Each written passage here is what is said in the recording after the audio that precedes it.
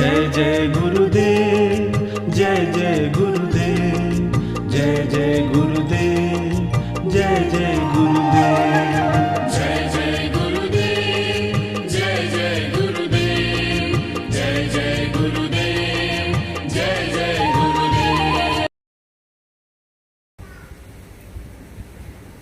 પ્રેમ ભક્તજનો, ધ્યાન સંપ્રદાયના અધ્યસ્થાપક, અનંત બ્રહ્માંડાધીશ, વિશ્વનિયંતા,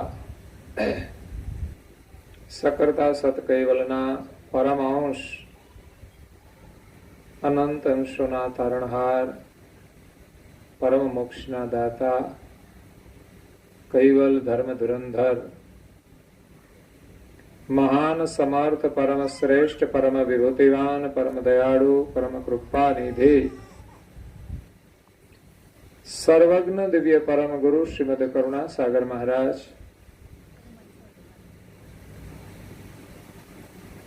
જગતના જીવોનું કલ્યાણ કરવા માટે,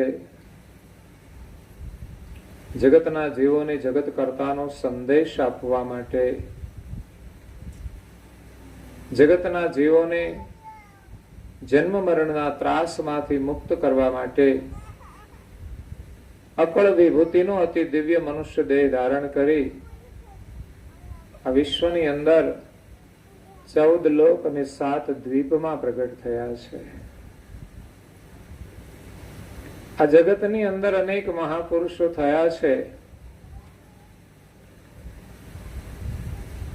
પરંતુ પરમ ગુરુ કરુણાસાગર મહારાજની વિશેષતા છે કે આ જગતની અંદર સિદ્ધાંત દ્વારા એક માલિકનું સ્થાપન કર્યું છે. આ જગતના કર્તા કોણ છે એ સિદ્ધાંત દ્વારા સ્થાપિત કર્યું છે. બાકી બધી અનેક પ્રકારની માન્યતાઓ છે, મતો છે, પોતપોતાની રીતે બધા કરે છે, સારું કરે છે, પણ આ જગતનું સર્જન કરનાર સર્જનહાર એક છે. પછી હિન્દુ હોય કે મુસલમાન હોય, યહૂદી હોય કે પારસી હોય, ખ્રિસ્તી હોય, દુનિયાના કોઈ પણ ધર્મ હોય, કોઈ પણ જ્ઞાતિ હોય, જીવ માત્રના એક સર્જનહાર છે.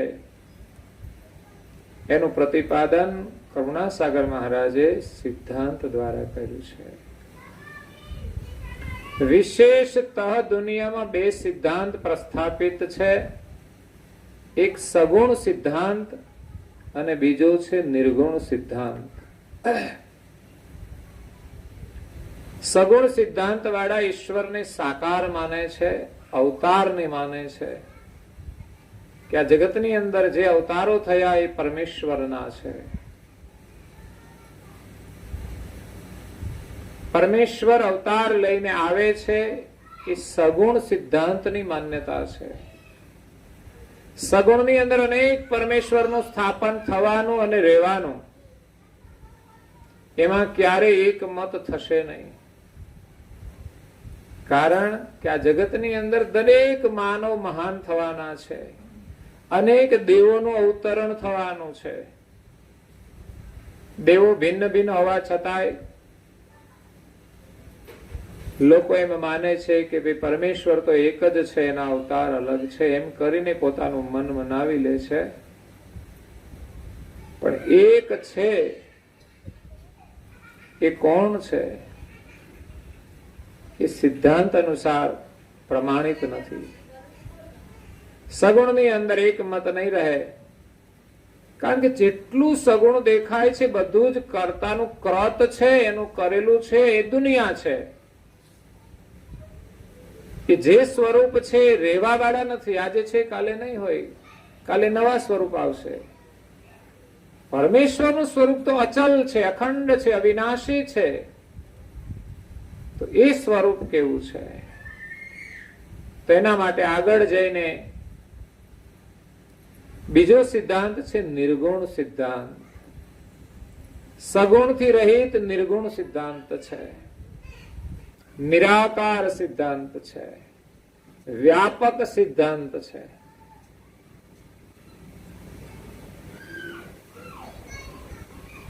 સગુણની વાત કરી કે સિરગુણ ઈષ્ટ સકલ જેતને ભર, સો તો કરતા કરત કે, जिनके अनित पदार्थ के तन अवध काल मरत के. સગુણ જે અવતારો થયા એમના જે શરીરો હતા એ અવધિ કાળ આવતા નષ્ટ થઈ ગયા. એટલે એ સ્વરૂપ કાયમ નથી. જ્યારે નિર્ગુણ છે, જે નિરાકાર છે, જેને દુનિયા બ્રહ્મ કહે છે, જે વ્યાપક પ્રકાશ છે, સૂર્યનો નહીં. સૂર્યનો પ્રકાશ ન હોય તો અંધકાર છે, પણ ના, એવું નથી. સૂર્યપ્રકાશનો અંધકાર અલગ છે, એ સિવાય પણ માલિકનો પ્રકાશ આ દુનિયામાં છે કે જેનાથી આપણે રાત્રે પણ જીવીએ છીએ. દરેક ઘાટ ચૈતન છે એ માલિકનો પ્રકાશ છે. તો સમસ્ત બ્રહ્માંડમાં જે વ્યાપક પ્રકાશ છે એને પરમેશ્વર માને છે. દરેક જગ્યાએ અણુ અણુમાં પરમેશ્વરનો વાસ છે. અને બ્રહ્મ સિદ્ધાંત એમ કે છે, નિર્ગુણ સિદ્ધાંત એમ કે છે કે આપણે બ્રહ્મ છીએ તો પરમેશ્વર બ્રહ્મ, આપણે બ્રહ્મ, બ્રહ્મ વ્યાપક, તો પછી કશું અલગ તો રહ્યું જ નહીં. તો આપણે જીવ નહીં, પરમેશ્વર, આ ભેદ કેમ?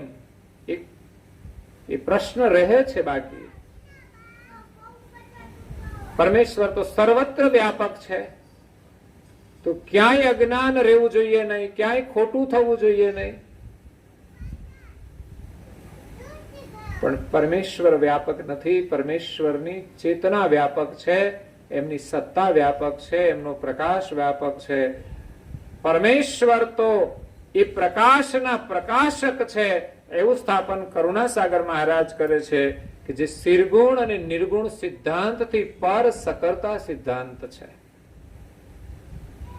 નિર્ગુણ જે બ્રહ્મ છે એ બધે જ વ્યાપક છે, એમાં કોઈ ના નથી. અવિનાશી પણ છે, પણ એ કરતા નથી.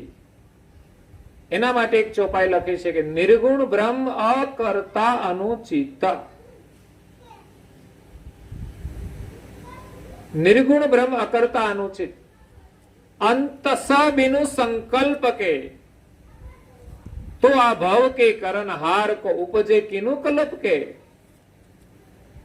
निर्गुण ब्रह्म अकर्ता. अकर्ता નો મતલબ કે એ કરતા નથી, કરનાર નથી, એનામાં કરવાનું કોઈ સામર્થ્ય નથી, એને અકર્તા કહેવાય. એટલે બ્રહ્મને નપુંસક કહ્યું છે કે એમાંથી કઈ ઉત્પન્ન નથી થતું, એને નપુંસક કહેવાય. જે કોઈ પ્રજા ન આપે એને નપુંસક કહેવાય. એટલે બ્રહ્મને નપુંસક કહ્યું છે, એને હિજડાની સાથે સરખાયું છે. એટલે બ્રહ્મમાંથી બ્રહ્મ સૃષ્ટિ ઉત્પન્ન કરી શકતું નથી. અને કોઈ એમ કહે કે બ્રહ્મથી સૃષ્ટિ ઉત્પન્ન થઈ છે, તો પછી આપણે કહીએ કે કોઈ હિજડાને ત્યાં પ્રજા થઈ, એ પણ આપણે માનવું પડે. જેનામાં કોઈ કર્તૃત્વ શક્તિ જ ન હોય, એનાથી નવું ઉત્પન્ન થઈ શકતું નથી, એનાથી સંતાનની પ્રાપ્તિ થતી નથી. એટલે બ્રહ્મ અકર્તા છે, માની વસ્તુ અલગ છે. એટલે તો આજ સુધી નિર્ગુણ અને સિરગુણ સિદ્ધાંત વાળા આ જગતના કર્તાને ઓળખી શક્યા નથી અને પામી શક્યા નથી. જે પામ્યા છે તે 14 લોકની અંદરના દેવતાઓને મળ્યા છે. એનાથી આગળ એને બ્રહ્મનો અનુભવ કર્યો. બ્રહ્મ નિર્મળ છે એટલે એને નિર્મળતાનો આનંદ મળ્યો છે, પણ માલિક સુધી પહોંચ્યા નથી. જેનો સંદેશ લઈને કરુણાસાગર મહારાજ આ વિશ્વમાં આવ્યા છે. જે ગુરુ મહારાજ છે, જગત કર્તાનો સંદેશ લઈને આવ્યા છે કે હું તો એમનો પરમ અંશ છું, દેવો એમના વિશેષ અંશ છે અને આપણે બધા સામાન્ય અંશ છે. આ 3 ભેદ છે, બધું બ્રહ્મ નથી. ભલે મોટા મોટા મહાપુરુષો કહી ગયા છે, એના આગળ આપણે ઘણા નાના છીએ, એટલે અમે તો ન કહી શકીએ, પણ કરુણાસાગર મહારાજ સમર્થ છે એમણે આ સિદ્ધાંતનું સ્થાપન કર્યું છે, જેનું ઉત્થાપન કોઈ કરી શકે તેમ નથી. કોઈ માને ન માને વસ્તુ અલગ છે, અને જેને આપણે માનીએ એ બધું સારું છે, વાસ્તવિક છે. જે દેવની આપણે આરાધના કરીએ દેવ આપણને ફળ આપે છે. પણ આ જગતનું સર્જન કરનાર સર્જનહાર એ બધાથી ન્યારા છે. એને જો પામવા હોય તો સમર્થ ગુરુના શરણે જઈ અને સકર્તાનું લક્ષ્ય પ્રાપ્ત કરવું પડે કે આપણા કરતા છે ને એક જ છે. એમાં પછી બે મત ન હોવા જોઈએ. એક મ્યાનમાં બે તલવાર ન રહેવી જોઈએ. એક એટલે એક જ. એની સ્થાપના જ એવી છે કે ત્યાં બીજો મત રહી જ શકતો નથી. આ શરીર ચાલે છે, એને ચલાવનારા ચૈતન અંશ કેટલા છે આ શરીરમાં? બે ત્રણ નહીં હોય? એક માંદો પડે આત્મા તો બીજો કામ કરે. ઘરમાં કેટલા? બે ચાર જણા હોય. એમાં શરીરમાં બે પાંચ જણા નહીં કામ કરતા હોય. એક આંખે બેઠો હોય, એક કાને બેઠો હોય. કાન બેઠો બેઠો સાંભળ્યા કરે, આંખે બેઠો બેઠો જોયા કરે. પણ એવું નથી. એક જ ચલાવનારો છે અને બધું એ જ કરનારો છે. ઇન્દ્રિયો તો એની ક્રિયા કરે દેવના રૂપમાં, પણ બધાને ચેતના આપનાર ચૈતનાંશ એક જ છે. એ જ ન્યાય સમસ્ત બ્રહ્માંડનો કરતા એક છે. પણ સૃષ્ટિનું કાર્ય જુદા જુદા દેવો દ્વારા ચાલે છે. જેમાં ઇન્દ્રિયોનું કાર્ય દેવોથી થાય છે, એ જ ન્યાય બ્રહ્માંડની અંદર જુદા જુદા દેવો એનું કામ કરે છે. એનો મતલબ એવો નથી કે આટલા બધા ભગવાન છે, એની બધા એક જ છે. એક જ પરમેશ્વર આ જુદા જુદા રૂપમાં અહીંયા પ્રગટ થયા છે. પ્રગટ થયા છે બધા દેવો છે. દેવોનું સર્જન કરનાર એ સર્જનહાર એ દેવોના શિર ઉપર રહેલા છે. એટલે કરુણાસાગર મહારાજ અહીંયા સગુણ અને નિર્ગુણ બંને સિદ્ધાંતનું ખંડન કરી અને સગુણ નિર્ગુણ થી ન્યારા જે સગુણ પણ નથી અને નિર્ગુણ પણ નથી. નિર્ગુણની અંદર કોઈ સંકલ્પ શક્તિ નથી હોતી. એક શૂન્ય છે જે કશું જ ન કરી શકે. સંકલ્પ વિના કોઈ કાર્ય થતું નથી. જે આપણે બધા અનુભવીએ છીએ કે આપણે કોઈ કામ કરવું હોય તો આપણે સંકલ્પ કરવો પડે. આપણો શ્વાસ ચાલે છે પણ શ્વાસમાં કોઈ સંકલ્પ શક્તિ નથી. શ્વાસને ચલાવનાર અને સંકલ્પ કરનાર આપણે આ શરીર અને પ્રાણથી ન્યારા છીએ. એ બધાને જાણનારા છીએ. એમ બ્રહ્માંડની અંદર સકર્તા જે સર્જનહાર છે એ આ જગતની રચના એ શરીર રૂપ છે અને બ્રહ્મ છે પ્રાણ રૂપ છે. અને પ્રાણને ચેતના આપનાર એ સર્જનહાર સગુણ શરીર અને જગત અને નિર્ગુણ શ્વાસ અને બ્રહ્મ એ બંનેથી ન્યારા છે. એટલે માલિકનું સ્વરૂપ સગુણ પણ નથી. હા, ગુરુના સ્વરૂપમાં આપણે સગુણ માનીએ છીએ કે જેનું લક્ષ્ય લઈને આવ્યા છે, જે ગતિ લઈને આવ્યા છે. એટલે એમની આપણે સેવા પૂજા કરીએ તો એ માલિકને અંગીકૃત થાય છે. આ જગતની અંદર કર્તાનું જો કોઈ બીજું સ્વરૂપ હોય તે ગુરુ છે. અને ગુરુ જ આપણને માલિકની ઓળખ આપી શકે અને એનો અનુભવ કરાવી શકે. અને જે ગુરુને અનુભવ છે એ જ ગુરુ કહેવાય. બીજા બધા પરંપરાગત એનું વહન કરનાર ગુરુ છે. મૂળ આદ્ય ગુરુ એક છે, એ છે પરમ ગુરુ. જીવ માત્રના એ ગુરુ છે, બધાના શિર પર બિરાજેલા છે કે જે બધાને જીવન આપે છે. એટલે સર્જનહારને આપણે પામવાના છે. જ્યાં સુધી એને પામીશું નહીં ત્યાં સુધી આ જગતની અંદર આપણે ભટકતા જ રહીશું. કદાચ અહીંયા ભક્તિ કરીએ, આપણે સારું કામ કરીએ ને તો સુખ મળે છે, પણ ક્યાં સુધી? એ છોડીને તો જવાનું છે. અને જેને ઘરમાં સુખ સંપત્તિ છે એ બધા કાયમ સુખી છે એવું નથી. હો, એના ઘરમાં દુઃખ આવે જ છે.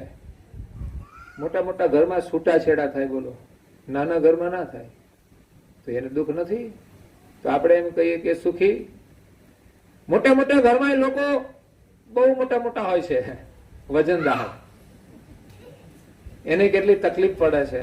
બાકી તમે જાઓ ને આદિવાસી વિસ્તારમાં, તમને કોઈ જાડો માણસ ના જોવા મળે. સુખી ઘરમાં પણ ઝઘડાઓ થાય છે, સંપત્તિ માટે પણ લડતા હોય છે. અનેક પ્રકારના ઝઘડાઓ દરેક ઘરમાં હોઈ શકે, ગરીબમાં પણ હોઈ શકે, સમજના અભાવે હોય છે. અને અમીર છે સમજુ છે એવું નથી. હો ભાઈ, આપણે એમ માનીએ કે અમીર લોકો થોડા શિક્ષિત હોય છે પણ દીક્ષિત નથી હોતા. બહુધા લોકો મેં જોયા છે, એમાંથી 90% શિક્ષિત લોકો ભણેલા હોવા છતાંય મસાલા ખાય છે, પડીકીઓ ખાય છે, કચરો ખાય છે.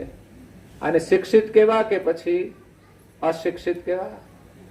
મેં તો સૂત્ર લખ્યું છે જેઠોલીમાં કે જે ભણેલા લોકો છે એ વ્યસનોનું સેવન કરે છે, એ ભણેલા હોવા છતાં અભણ છે. કારણ કે ઉપર લખેલી સૂચનાઓ વાંચતા આવડતું નથી.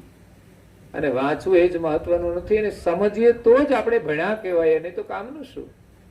તમારું શિક્ષણ જો તમારા જીવનમાં તમને સુખ ના આપે, સમજણ ના આપે, તો કામનું શું? તમે મોટા થઈ ગયા અને ઘરમાં પણ મોટા થઈને ફરતા હો, કોઈનું માનતા ના હો, ઘરમાં કોઈની સાથે બને નહીં, તમારું શિક્ષણ શું કામનું?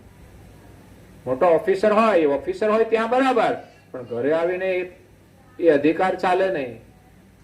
ધર્મપત્ની આગળ આવે તો પછી આ પતિના અધિકાર રૂપે એમને રહેવું પડે. એટલે સુખી માણસો પણ દુઃખી છે. તો જીવનમાં આપણે કંઈક સારા કામ કરીશું તો સુખ મળશે, પણ એ કાયમ રહેવાનું નથી. એથી વિશેષ આપણે પુણ્ય કરીશું, ભક્તિ કરીશું તો દેવધામમાં જઈશું, સ્વર્ગમાં જઈશું. બહુ બધા લોકો એમ કે છે કે સારું કરીએ શા માટે? તો સ્વર્ગમાં જવું છે. સ્વર્ગમાં જઈએ તો સારું, એવા કામ કરીએ તો સ્વર્ગનું સુખ મળી શકે છે. પરંતુ ત્યાં પણ આપણે કાયમ રહી શકતા નથી. પુણ્ય પૂરું થાય એટલે પાછું મૃત્યુ લોકમાં આવવું પડે છે. પરંતુ જ્યાં સુધી આ જગતનું સર્જન કરનાર સર્જનહારને પ્રાપ્ત ન કરીએ ત્યાં સુધી આ જન્મ મરણનું ચક્ર ચાલ્યા જ કરે છે.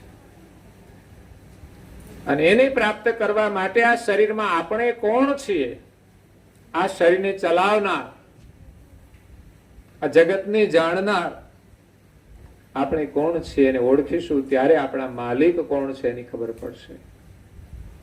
તો કરુણાસાગર મહારાજ અકર્તા નિર્ગુણ બ્રહ્મનું ખંડન કરી અને સકર્તા પદનું સ્થાપન કરે છે.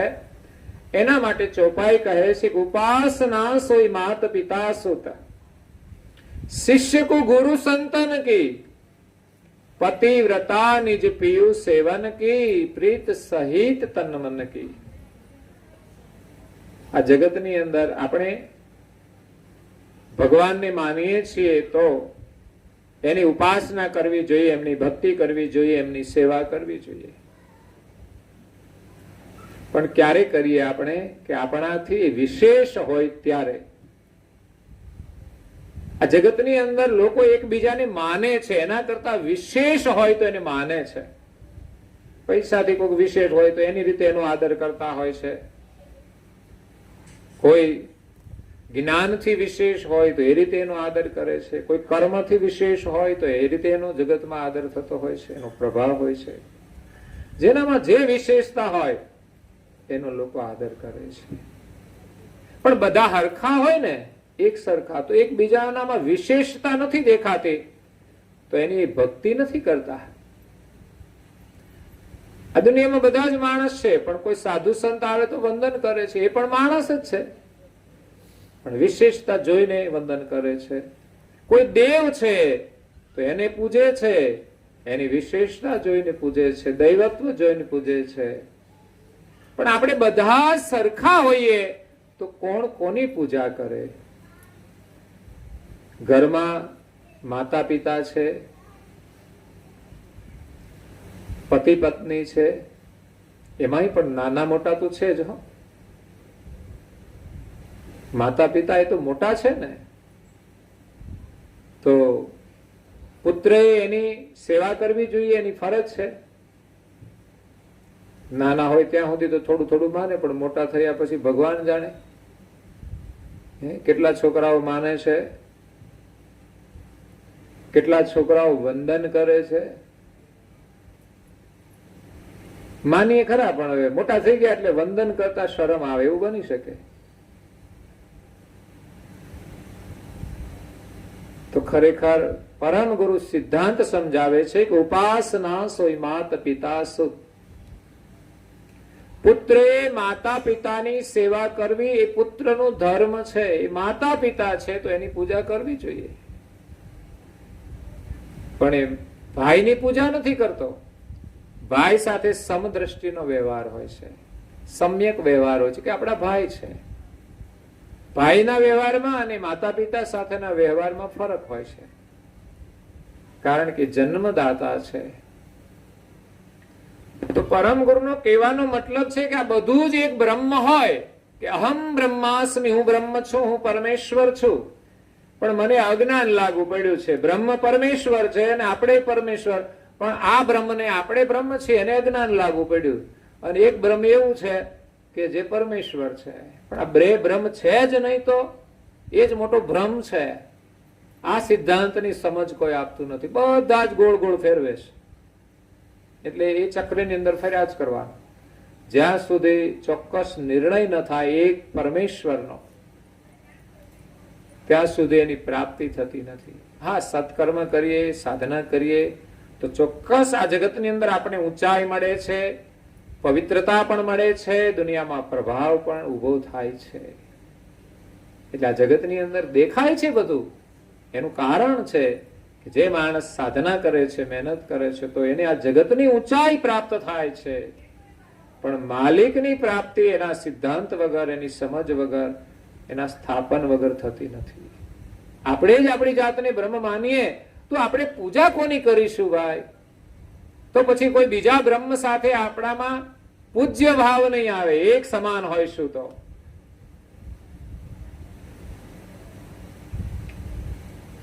પતિ અને પત્ની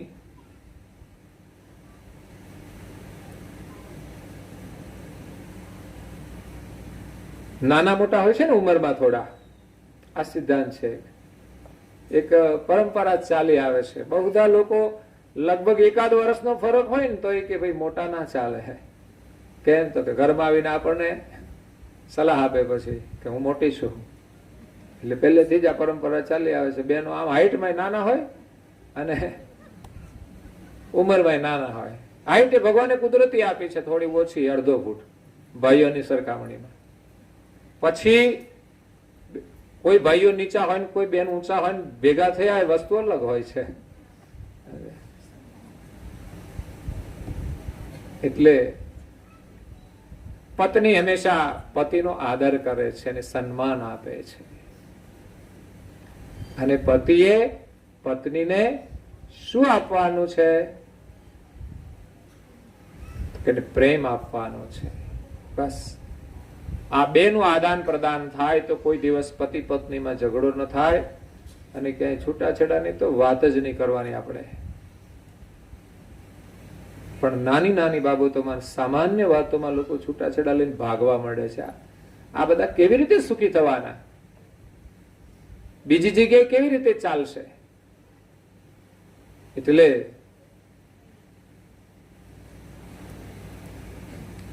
પત્ની પતિનો હંમેશા આદર કરે, સન્માન કરે, અને પતિ હંમેશા પત્નીને સ્નેહ આપે. એને બીજું કંઈ જોઈતું નથી. તમારો સ્નેહ હશે, પ્રેમ હશે તો ખુશ રહેશે. વસ્તુ કરતાંય તમારો સ્નેહ મહત્વનો હોય છે. પણ વચ્ચે વસ્તુઓ આવીને આ બધું તોડી નાખે છે. એટલે પુત્ર એ માતા પિતાની સેવા કરવાની એનો ધર્મ છે. પત્નીએ પતિની સેવા કરવી એ એનો ધર્મ છે. આ ધર્મમાં જયારે આપણે સફળ થઈએ ત્યારે જ આપણે પ્રભુની સેવામાં સફળ થઈએ. નહીં તો આપણે પરમેશ્વરની ભક્તિ કરી શકીએ. આ પ્રાથમિક પરીક્ષા છે. પહેલી પરીક્ષા કઈ? તો કે માતા પિતાની સેવા કરવી એ પ્રાથમિક પરીક્ષા છે. પ્રાથમિકમાં પાસ ન થયા હોય, હાઈસ્કૂલમાં જાય ખરા? ના જઈ શકે. પતિની સેવા કરવી એ પત્નીનો ધર્મ છે, અને એ સેવાનું બહુ મોટું ફળ છે. જે પુત્ર માતા પિતાની સેવા કરે છે એનામાં અદ્ભુત સામર્થ્ય આવે છે. આ જગતની અંદર આપણા 5 ધર્મ બતાવ્યા છે, 5 યજ્ઞ બતાવ્યા છે કે 5 યજ્ઞ કરીએ ત્યારે આપણે પરમેશ્વરની ભક્તિમાં સફળ થઈએ. એમાંથી કોઈ પણ એક યજ્ઞમાં સફળ થઈ ગયા તો સમજવાનું કે બધામાં આપણે સફળ થઈ જઈશું. પ્રથમ યજ્ઞ છે માતા પિતાની પૂજા. આપણે ત્યાં હતી પરંપરા, પણ હવે રહી નથી. કારણ કે હવે મોટા થયા પછી બાળકો આજ્ઞામાં રહેતા નથી.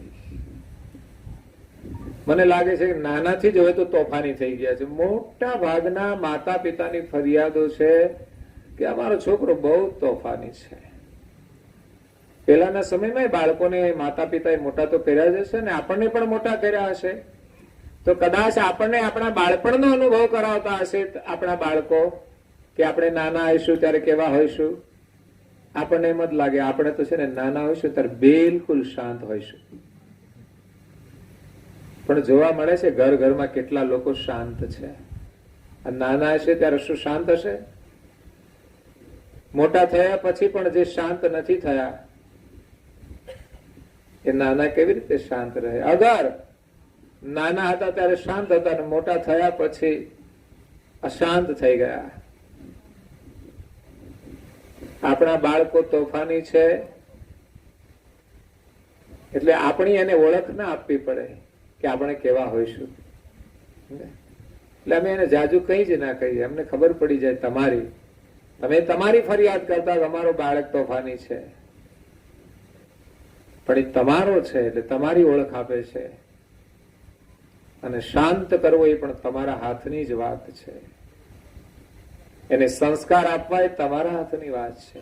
તમે ઘરમાં જેવું વાતાવરણ આપશો એવો બાળકનો વિકાસ થશે ચોક્કસ.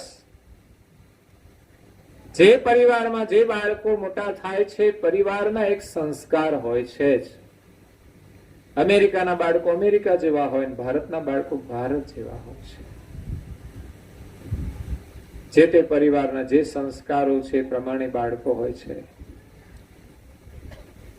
એટલે માતા પિતાની સેવા કરવી એ પ્રથમ ધર્મ છે. બીજો ધર્મ છે પત્નીએ પતિની સેવા કરવી, એ પતિવ્રતા ધર્મ છે. એટલે માત્ર ઘરમાં પત્નીએ જ ધર્મ પાળવાનો છે એવું નથી. નહીં તો ભાઈઓ કે બહેનોને જો તમારે તો અમે કહીએ ને એમ જ કરવાનું, તમારે પતિવ્રતા ધર્મ પાળવાનો એટલે અમે કહીએ એમ જ કરવાનું.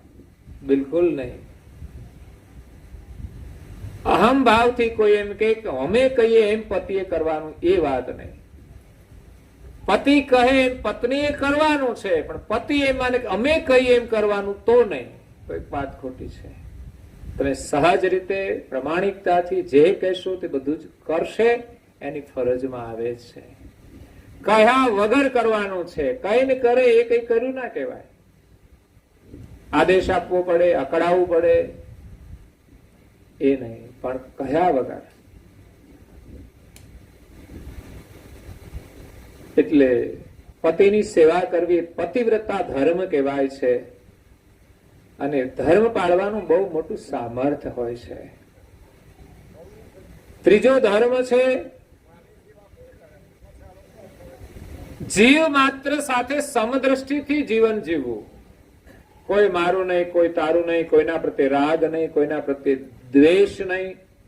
આપણાથી કોઈને પણ દુઃખ થવું જોઈએ નહીં, આ પ્રકારનું આપણું જીવન હોવું જોઈએ. પણ આપણે તો ઘરમાં લડીએ છીએ, ઘરમાં એકબીજાને દુઃખ આપીએ છીએ, ઘરની વાતો એકબીજાની ગેરહાજરીમાં કરીએ છીએ. આવું થાય છે. જ્યાં સુધી સારું હોય ત્યાં સુધી ન થાય, પણ થોડા મોટા થાય થોડું જુદું પડવા માંડે, બે ભાઈઓ હોય પછી દેરાણી જેઠાણી હોય, હવે તો આપણે ધીમે ધીમે કરતા અલગ. એટલે અલગની વ્યવસ્થા અલગ થતા પહેલા મનમાંથી શરૂ થઈ જાય, વિચારોમાંથી શરૂ થઈ જાય અને પછી વ્યવહારમાં આવી જાય છે જ. આમ અંદરથી જુદા પડવા જ મળે, હવનું જુદું ખેંચવા જ મળે, હવના ખાતા જુદા ખોલાવી નાખે. પણ સાચી પ્રમાણિકતા તો એ છે કે જ્યારે આપણે કાયદેસર જુદા થઈએ ત્યારે જેટલી મિલકત હોય એ બધી વચ્ચે મૂકીને એના ભાગ કરવા જોઈએ. આ પ્રમાણિકતા છે. પણ આ તો જે વધુ કમાઈએ પછી જુદા થઈ જાય, હાલો આપણે જુદું થવું છે. કેમ તો કે આપણે વધુ કમાઈએ છીએ એટલે આગળ જશું સુખી થઈશું એવું નથી. આપણે કમાઈએ છીએ જેની સાથે ભેગા રહીએ છીએ ને એના પુણ્યનો પણ હિસ્સો હોય છે તો જ આપણે કમાઈએ ને એને આપીએ. પણ કદાચ જુદા થયા પછી શું થાય કઈ ખબર નહીં. આવક તો એટલી જ રહે પણ ક્યાંકથી જ આવક શરૂ થઈ જાય.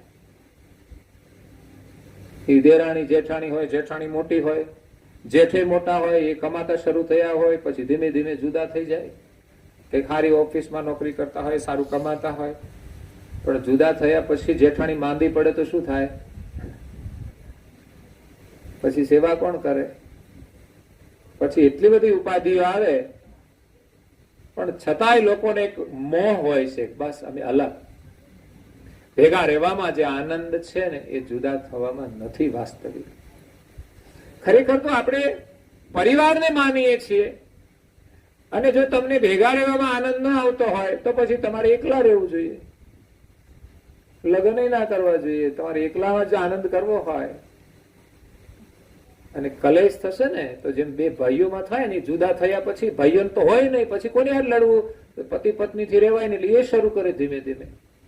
અત્યાર સુધી એ મેળ પડતો નતો.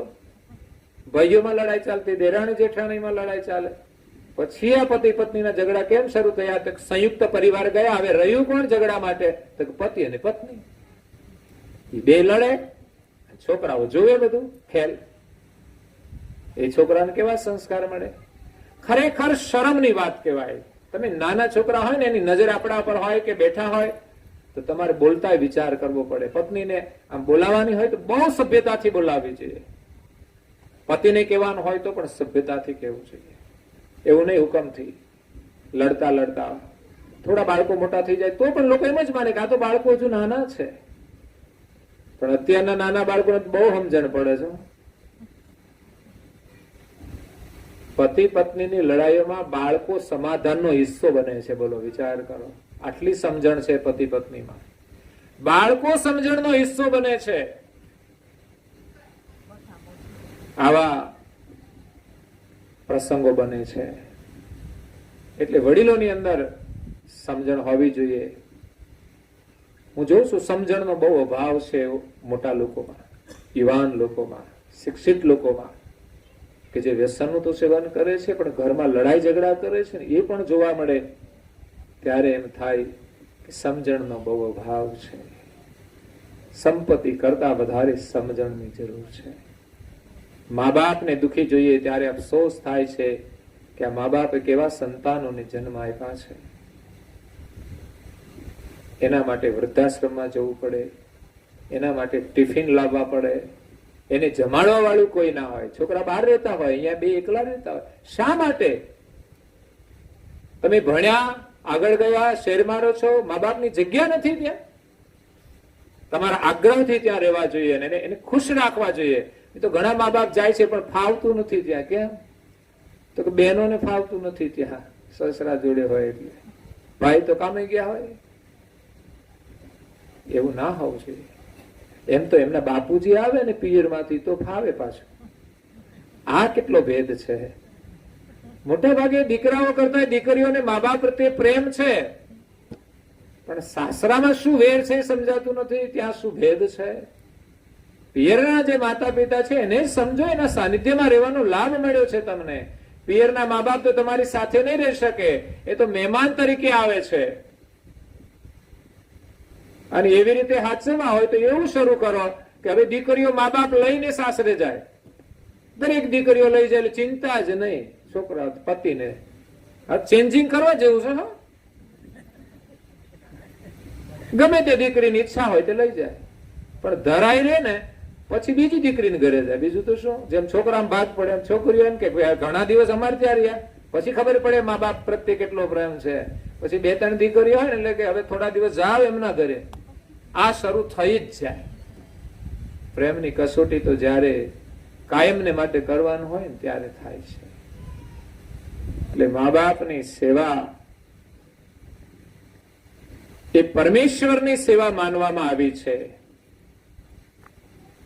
એટલે માણસ પૃથ્વી ઉપર બીજા ઘણા બધા પુણ્ય કરે છે, તીર્થ કરે છે, યજ્ઞો પણ થાય છે આપણે ત્યાં. પરંતુ મહાપુરુષો એમ કે છે કે એના કરતા શ્રેષ્ઠ માતા પિતાની સેવા છે. કેટલા યજ્ઞ તીર્થ કરીએ એનાથી વિશેષ ફળ માતા પિતાની સેવાથી મળે છે. તો કરવી જોઈએ કે નહીં? કે પછી આપણે માત્ર કડવા ચોથના વ્રત જ કરવાના?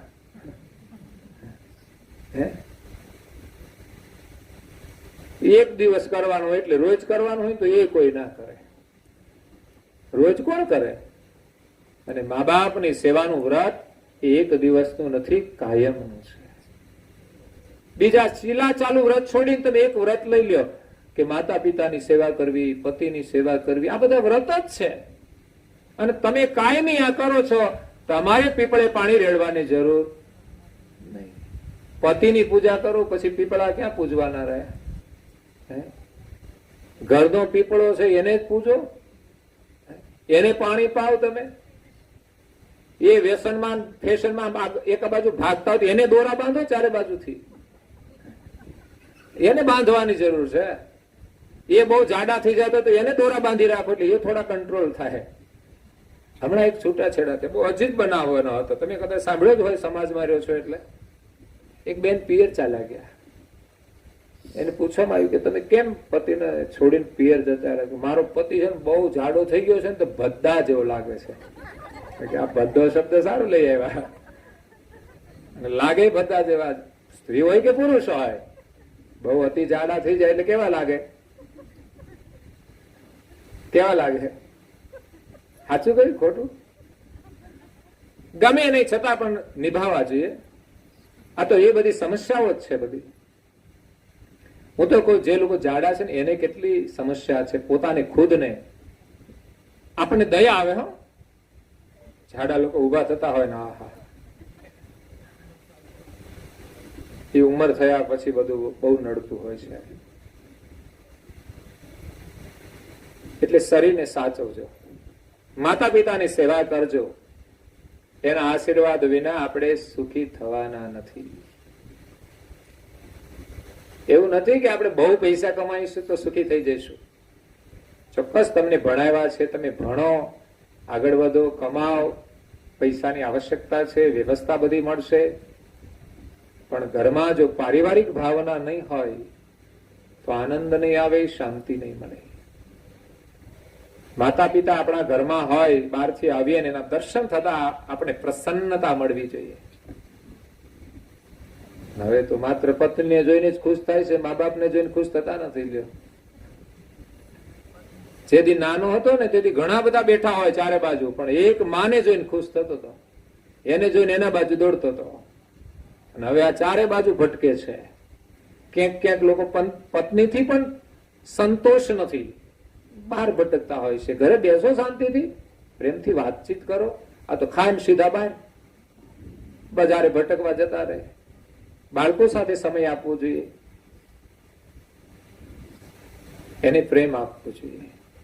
એટલે માતા પિતાની સેવાનું બહુ મોટું પુણ્ય છે. એમ કહેવાય છે કે માતા પિતાની સેવા, પિતા એ સ્વર્ગ સમાન છે અને માતા એ તીર્થ સમાન છે. સર્વ તીર્થમયી માતા. માતા એ તીર્થ સમાન છે ને પિતા સ્વર્ગ સમાન છે.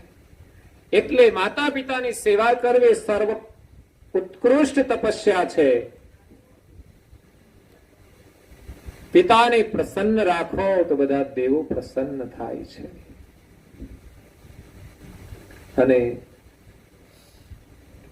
જેની સેવા અને સદગુણોથી માતા પિતા સંતુષ્ટ રહે છે એવા પુત્રને રોજ ગંગામાં સ્નાન કરો ને પુણ્ય મળે, એથી અધિક પુણ્ય મળે છે. આપણે માનીએ છીએ કે ગંગામાં સ્નાન કરવાથી પુણ્ય મળે, અને બહુધા લોકો અહીંથી જાય છે ગંગામાં સ્નાન કરવા માટે અને સ્નાન કરીને જ આવે છે. ગંગા પવિત્ર નદી છે, એને આપણે માતાથી સંબોધન કરીએ છીએ. આપણી આ સંસ્કૃતિ છે. બાકી વિદેશમાં તો શું માને કે નદી એ નદી છે, માતા થોડી કહેવાય એમને. પણ આપણે ત્યાં કેટલો મહિમા છે નદીઓનો, કારણ કે નદી એક પરોપકારી છે, માતાના જેટલી પરોપકારી છે. જ્યાં જ્યાં નદી વહેતી હોય ને એટલો પ્રદેશ સમૃદ્ધ હોય છે. એ જીવ માત્ર માટે એક માતાનું કામ કરતી હોય છે. એટલે ગંગાજીની અંદર સ્નાન કરવાનું એનાથી પણ અધિક પુણ્ય મળે છે. એટલે માતા પિતાની સેવા અને એનું પૂજન પ્રયત્ન પૂર્વક કરવું જોઈએ. પૂજન ચંદન કરીને પૂજન, ચંદન લઈને પૂજન કરવું જોઈએ. વાંકા વળે તો સારું કહેવાય, ઢીચણ સુધી, કદાચ ચરણ સુધી ના જવાય, બહુ બોડી હોય તો ના વળાય. પાછું એ પાછું સમસ્યા તો આવીને ઉભી જ રહે. માતાને પ્રણામ ચરણ સુધી કરવાના હોય, પણ ઘણી વાર લોકો સંતોને ઢીચણ સુધી જ આમ સેજ વાંકા વળીને આમ ઢીચણેથી હાથ અડાડીને લઈ લેવાના. જેટલું વળાય એટલું વળો, જેટલું વળાય એટલું સારું છે. એટલે ચંદનથી પૂજન અને પ્રકમ્માનો પણ મહિમા હતો કે માતા પિતાની તમે પ્રકમ્મા કરો તો પૃથ્વી પર 7 દ્વીપ છે એની પ્રકમ્મા અને આખી પૃથ્વીની પ્રદક્ષિણા કરવાનું ફળ મળી જાય છે. આપણે ત્યાં ઘણા લોકો પગપાળા ચાલે છે, ચાલવાથી એક પ્રકમ્મા થાય છે ને એનો એક મહિમા રહ્યો છે. કોઈ નર્મદાની પ્રકમ્મા કરે છે, કોઈ કઈ યાત્રાની પ્રકમ્મા કરે છે, કોઈ ગિરનારની પ્રકમ્મા કરે છે, કોઈ કઈ પ્રકમ્મા કરે છે. પણ તમે ઘરમાં રહેલ માતા પિતાની પ્રકમ્મા કરો, તમને આખી પૃથ્વીની પ્રકમ્માનું ફળ મળી જાય છે. અને આટલો જો સદભાવ હોય ને સંસ્કાર હોય તો કોઈ દિવસ માતાનું અપમાન ન થાય. આ એક સંસ્કાર છે. પણ આપણે કઈ જ ન કરીએ એટલે પછી બોલવામાં ક્યારેક સભ્ય, તમે છાનાવાના બેહો, આ બધી અસભ્યતા શરૂ થઈ જતી હોય છે. પુત્ર વધુ કહે અને દીકરો પણ કહી દે છે. ક્યારેક ક્યારેક શું થાય, ઉલટી ગંગા ચાલતી હોય, દીકરાને કશું કેવું ના, પણ નીચેથી પ્રેશર આવે એટલે પછી શરૂ થઈ જાય, એવું બનતું હોય. અને ઘણા છોકરાના સ્વભાવે આવેશવાળા હોય છે. પત્નીઓ વિનમ્ર હોય, પણ છોકરાઓના સ્વભાવ જ એવા હોય છે કે માતા પિતા પ્રત્યે જયારે વ્યવહાર કરતા હોય, બોલતા હોય, ત્યારે જાણે કે અપમાન લાગે.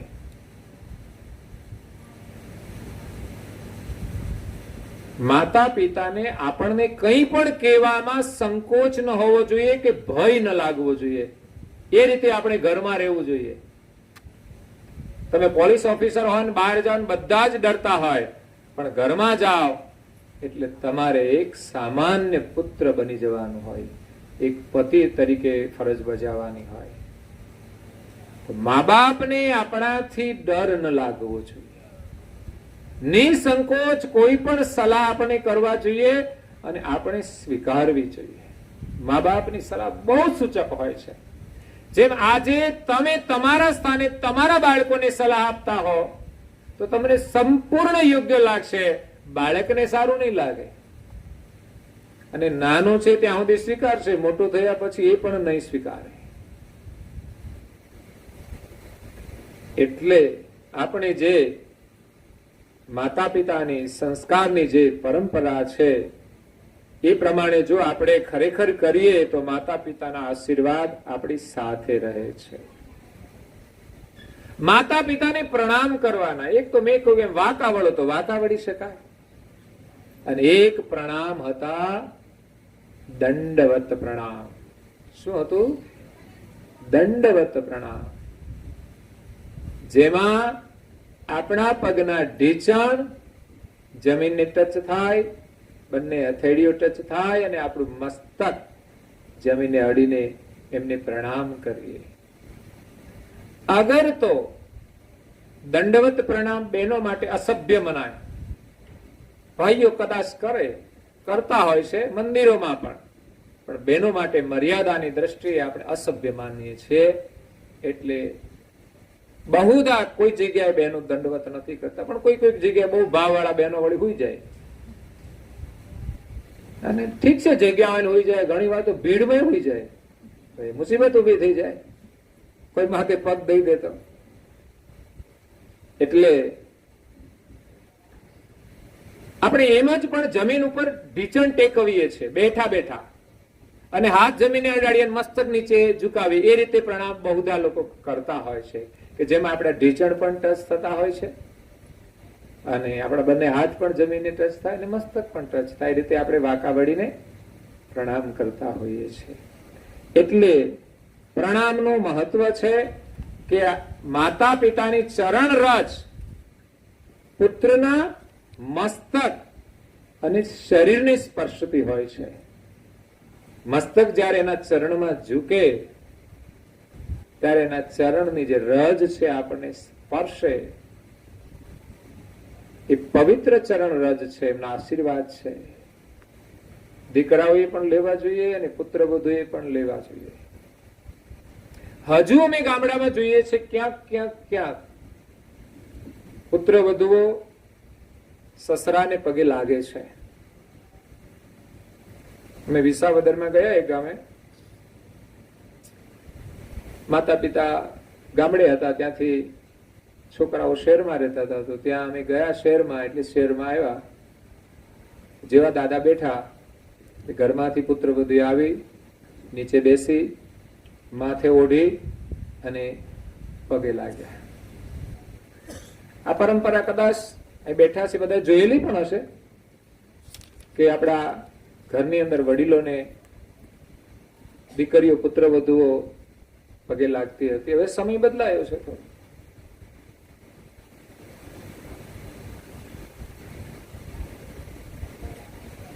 માથે ઓઢીને પગે લાગવું જોઈએ, એક સંસ્કાર છે. આપણે ત્યાં મંદિરોમાં જઈએ તો પણ આ એક સંસ્કાર છે, કે મંદિરોમાં જઈએ ત્યારે માથે ઓઢીને દર્શન કરીએ છીએ, આરતી થતી હોય ત્યારે માથે ઓઢીએ છીએ. એક મર્યાદા છે. અને જૂના સમયના બહેનો છે ને, તો હજુ પણ માથે ઓઢીને જ બેઠા હોય, અને એમાં જ ગમે છે. માથેથી ઉતરી જાય તો એ માથાની જટા દેખાય, એને શોભતું નથી. અત્યારે તો જટા ખુલ્લી રાખવાનો જ આનંદ લેતા હોય છે. બસ ખુલ્લી રહેવી જોઈએ. માથે જેવું ઓઢ્યું તરત જ નીચે ખેંચી લેવું પડે, કામ પતે એટલે તરત જ. ફાવતું જ નથી આપણને. આપણી જટા આમ છૂટી ફરતી હોય, આ બાજુથી આ બાજુ, એમ ગોઠવણ જ હોય, અડધા આ બાજુ અડધા આ બાજુ, અડધા આગળ અડધા પાછળ. એમાં જ આપણું ધ્યાન છે. વાળમાં પ્રીતિ છે, સમજવાનું. બીજો તો રીંછનો અવતાર નક્કી જ છે તમારો. જેટલા ધોઈ ધોઈને સાફ કરી છૂટા મૂકવા એટલા મૂકજો, કારણ કે તમને જેમાં રસ છે એવું સ્વરૂપ તો જ રીંછનું છે ભાઈ, જટાવાળું. એટલે પરમાત્માએ બધા શરીરો બનાવ્યા છે આપણી વાસનાને અનુરૂપ. બહુ રૂપનો મોહ છે ને એને ગધેડા બનાવશે, રૂપાળા બનાવી દે. બીજું હું, તમારે રૂપાળા જ થવું હોય તો. એટલે દરેક પ્રકારના ઘાટો પરમાત્માએ બનાવ્યા છે. જે પુત્ર માતા પિતાના ચરણ ધોઈને એનું જળ પીવે, આ એક પરંપરા છે. માતા પિતાના ચરણ પ્રક્ષાલન કરવાના, વંદન કરવાના, પૂજન કરવાનું, એની સેવા કરવાની. કરોડો જન્મના એના પાપ નષ્ટ થઈ જાય. આવું કોણ કરે? કરવા જેવું છે. આ બહુ સરળતાથી પાપ ધોવાનો રસ્તો છે, પણ કોઈ કરતું જ નથી. હજુ ક્યાંક ક્યાંક ચાલે છે. સાધુ સંતોના ચરણ સ્પર્શ કરે કે ચરણ ધોવે છે કોઈ કોઈ, પણ મા બાપના ચરણ પેલા તમારે ધોવા જોઈએ, કે જેમણે તમને જન્મ આપ્યો છે. બાળપણમાં તો કેટલી સેવા કરી છે, અને વર્તમાનમાં એનો કેટલો અનહદ પ્રેમ છે. તમે મૂલ્યાંકન કરો ને તો પત્ની પણ એટલો પ્રેમ નહીં તમને આપી શકે. જીવનભર તમને પત્ની પણ એટલો પ્રેમ નહીં આપી શકે જેટલો માતાએ આપ્યો છે. પત્ની તો છે ને વ્યવહારે, તમે જો થોડું ઓછું રાખો ને પછી જુઓ તરત જ રિએક્શન આવશે. માની અંદર ક્યારે રિએક્શન નથી આવતું. માં આગળ દીકરાનું ગમે તે વર્તન હોય, વ્યસનનું સેવન કરે તોય એનો દીકરો, તોફાન કરે તોય એનો દીકરો, અને પત્ની આટલું સહન નહીં કરી શકે. જો કે ન્યાયિક રીતે એને સુધારવા માટે જે કંઈ સંઘર્ષ કરે એ જરૂરી છે એના હિત માટે. એટલે માતા પિતાના ચરણ પખાડી અને જો એનું આપણે ચરણામૃત લઈએ તો કરોડો જ પાપો આપણા નષ્ટ થઈ જાય છે. એમ આપણા ઘરમાં જે ઈષ્ટ દેવ હોય એમની પણ આપણે પૂજા કરીએ, એમનું પણ ચરણામૃત આપણે રોજ લેવું જોઈએ અને ભક્તિ ભાવથી લેવું જોઈએ, પવિત્રતાપૂર્વક લેવું જોઈએ. અને જેટલું ભક્તિ ભાવથી લઈએ છીએ એટલો જ એનો લાભ વધુ થાય છે. સામાન્ય ગણીને જો પીવે તો એનો લાભ નથી થતો આપણને. એટલે એવા મનુષ્યને ધન્ય છે કે જે મા બાપની સેવા કરે છે, ચરણનું ચરણામૃત પીવે છે. અને ઘણા કપૂત પણ છે, એવા નીચ મનુષ્ય માતા પિતાની આજ્ઞાનું ઉલ્લંઘન કરે છે. માતા પિતાની આજ્ઞાનું ઉલ્લંઘન એ પણ મહાપાપ છે. થાય છે કે નહીં વિચારજો. મા બાપ કશું કે ને આપણે જવું જ હોય તો એની અનુમતિ લઈને જવું. એમની આજ્ઞાનું ઉલ્લંઘન ક્યારેય ન થવું જોઈએ એમ શાસ્ત્રો કહે છે.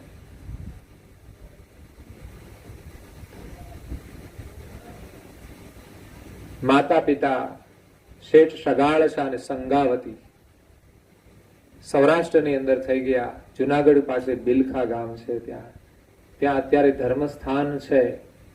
જે માતા પિતાઓએ શેઠ સગાળસા અને સંગાવતીએ સંતની સેવા કરવાનું વ્રત હતું, એને ભોજન જમાડીને જમવું.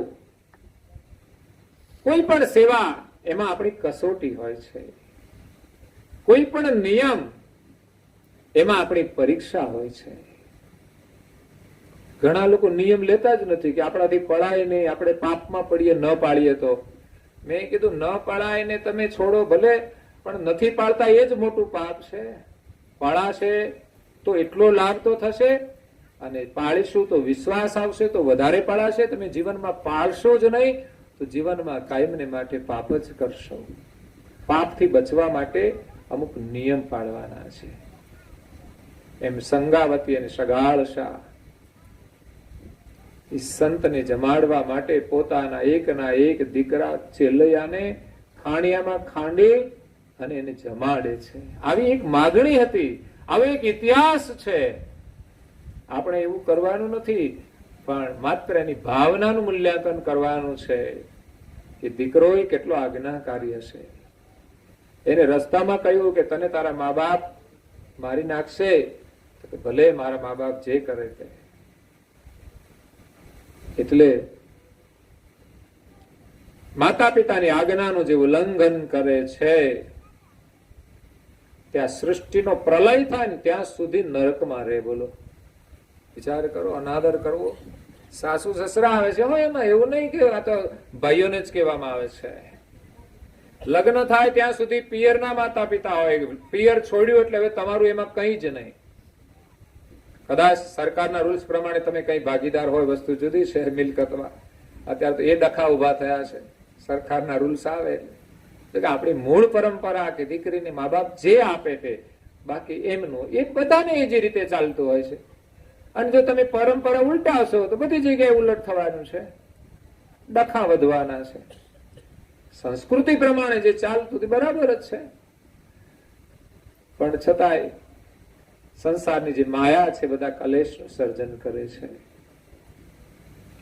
એટલે જે માતા પિતાની આજ્ઞાનું ઉલ્લંઘન કરે છે કલ્પ પર્યંત નરકની અંદર નિવાસ કરે છે. જે માતા પિતા વૃદ્ધ છે, જે રોગી છે, જે અસહાય છે, જે અંધ છે, જે પરાધીન છે, જે બેરા છે, એમનો જે પુત્ર ત્યાગ કરે છે એ ક્યાં જશે? રવ રવ નામના નરકમાં જાય છે, એમ શાસ્ત્રો કહે છે. અને ત્યાં પણ એને નર્ક કુંડમાં નાખવામાં આવે ત્યાં સુખ તો ના મળે. વિચાર કરો, એક પુત્રનો ધર્મ એ ચૂકી જાય, એક માતા પિતાને સાથે રાખવાના, એની સેવા કરવાની, કે જે માતા પિતા અંધ હોય, વૃદ્ધ હોય, રોગી હોય, અસહાય હોય, બહેરા હોય, જન્મતાની સાથે છોડી દીધા હોય તો વાંધો નતો, તો નરકમાં ના જાય. પણ આ તો 20 વર્ષના કરે પરણાવી દે પછી જ ભાગે છે બધા. પરણાવ્યા પહેલા ભાગીને જતા રહે તો ઠીક છે, પણ ક્યાંય ઠેકાણું ના પડે. લાયસન્સ ના હોય ને મા બાપનું કે આ ઘર વગરનો માણસ છે, આનું કોઈ ઠેકાણું નહીં, એટલે રખડતા માણસ જોડે કોઈ લગ્ન ના કરે. આ તો લગ્ન થઈ જાય પછી ફરે છે બધા, પછી મા બાપને તર છોડે છે. એ જીવાત્માઓ બહુ દુઃખી થશે. મેં અમદાવાદની બોમ્બેની અંદર પ્રત્યક્ષ જોયેલું. જ્યાં અમે કામ કરતા બાજુમાં જ એક પરિવાર રહેતો હતો. બોમ્બેની અંદર તો બધી જાતના રહેતા હોય. અમે મારવાડી રહેતા, આ બાજુ બીજા રહેતા હતા, પેલી બાજુ બ્રાહ્મણ રહેતા હતા, આ બાજુ મુસલમાન હતા. બકરી બકરા કાપવાના. આ બાજુ મા બાપને એને વેર હતું, મા બાપને ઓલા માં હતી અને માળિયા ઉપર ચડાવી. ત્યાં તો મુંબઈની અંદર ચાલીઓની અંદર રૂમ અને રૂમના અંદર માળિયા હોય, બધો સામાન રાખવા. માને ઉપર ચડાવી રાખે અને એને ચા પીવી હોય તો માં એની જાતે એની ચા બનાવે, એના જાતે વાસણ સાફ કરતી હોય, એના કપડા જાતે ધોતી હોય, અને છતાંય સાંભળવાનું પાછું. આટલું કર્યા પછી પણ માં સારી નથી. એ છોકરો એને એવા વચનો કે આપણાથી તો સંભળાય નહીં. હવે વિચાર કરો, એનાથી આવા શબ્દો નીકળે કેમ? આથી ચાલી સાંભળે. વિચાર કરતે એ માને એક હલકી સ્ત્રી સાથે સંબોધન કરે એવા શબ્દોથી કે તું મારી માં નથી, પણ તું એક હલકટ જે સ્ત્રી કામ કરે એનું સંબોધન કરીને કહી દે, ત્યારે એમ થાય કે આ ક્યાં થશે જીવ. એના માટે આ શાસ્ત્રોમાં જે લખેલી વાત બહુ સાચી છે. મા બાપનો કેટલો ઉપકાર છે, નાના હતા મોટા કર્યા છે. એક એક ક્ષણનો જો આપણે વિચાર કરીએ તો ખરેખર દીકરાને જન્મ આપે ને પછી જે દીકરીનું ઘડતર થાય છે ને, લગ્ન થયા પછી એ પિયરમાં તો આમ સ્વતંત્ર રીતે જ ફરી હોય, સ્વચ્છંદ રીતે જ ફરી હોય, અને લગ્ન થયા પછી થોડા પતિના અંકુશમાં આવે ત્યાં સુધી તો હજુ સ્વતંત્ર જ હોય. પણ સંતાનો થયા પછી એની પરીક્ષા ને એનું સાચું ઘડતર શરૂ થઈ જાય. પછી એને ના ગમે તો એ છોકરા જે કઈ તોફાન કરે કે ગમે તે વર્તન કરે એમાં એનું ઘડતર થતું હોય છે. અને ગમે ન ગમે એવો વ્યવહાર પણ એ સ્વીકારવા તૈયાર થઈ જતી હોય છે. એટલે જે માતા પિતાની આજ્ઞાનું ઉલ્લંઘન કરે છે, અસહાય માતા પિતાને છોડી દે છે, એવા તો રૌરવ નામના નરકમાં જાય છે. અને ત્યાં એને અંત્યજો, અંતજ એટલે હલકા લોકો, દુષ્ટ લોકો, મલેચ્છો, ચાંડાલ, એવી યોનિમાં એને જવું પડે છે. નરકમાં યાત્રા પૂરી કર્યા પછી પણ હારો જન્મ તો ના મળે. આ બધા આતંકવાદીઓ એમ જ થોડા થયા છે. માણસનો જન્મ તો મળ્યો પણ થયા આતંકવાદી. એને લાગણી ના હોય, એને કોઈ પરિવાર પ્રત્યે માન સન્માન ના હોય, કોઈ મહત્વ ના હોય, એવું જીવન જીવતા હોય છે. એટલે માતા પિતાનું પોષણ ન કરવાથી સમસ્ત પુણ્યનો નાશ થાય છે. એટલે માતા પિતાની આરાધના ન કરે પુત્ર તો તીર્થ અને દેવતાઓનું પણ સેવન કરે તો પણ એને કઈ ફળ મળતું નથી. મા બાપની સેવા ન કરે ને કદાચ મંદિરમાં જાય, કઈ જરૂર નથી. મંદિરે જઈને આવીને માતા પિતાને ખખડાવે, સાસુ સસરાને, હું મંદિરે ગઈ હતી તમે હજુ શાકે સમાર્યું નથી. મંદિરે તો એને મોકલવા, તો તારે શાક સમારવું જોઈએ. એ મંદિરે આવે ને મા બાપ એને પગે લાગી લે ને તો એ મોટું મંદિર છે, તીર્થ સ્થાન છે, જવું જોઈએ બહેનોએ.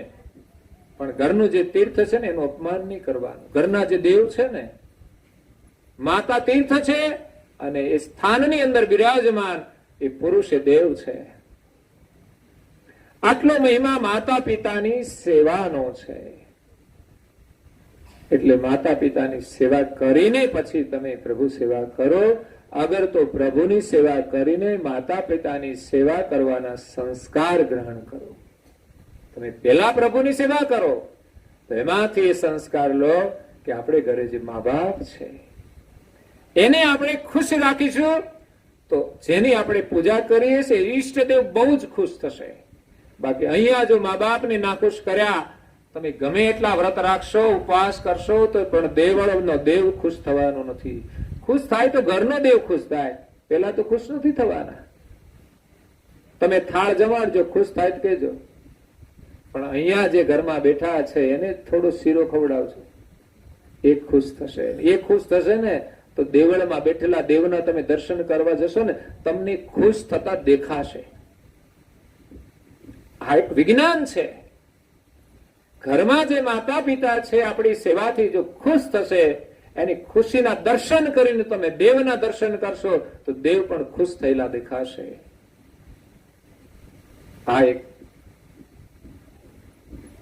સાયકલ છે, આ એક આપણી ભક્તિ છે.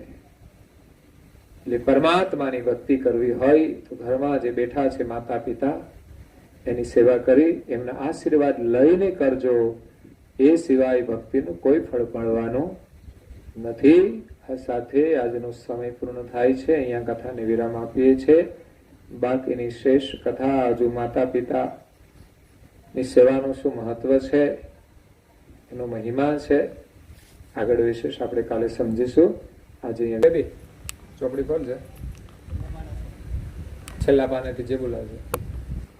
आद्य से राज पुनेश कैवल करता की जय श्री कृष्ण स्वामी महाराज की जय परम गुरु श्रीमद करुणा सागर महाराज की जय पूज्य श्री नारायण दास जी महाराज की जय श्री सब कुबेराचार्य महाराज की जय श्री सब संतन की जय श्री सब देवन की जय श्री ज्ञान संप्रदाय की जय श्री गुरु गादी सारसापुरी की जय श्री कैवल धाम की जय कथा सत्संग पुणावती का સત કેવલ સાહેબ. 3 વાર વંદન કરી અને પગે લાગીશું સત કેવલ સાહેબ કહીને.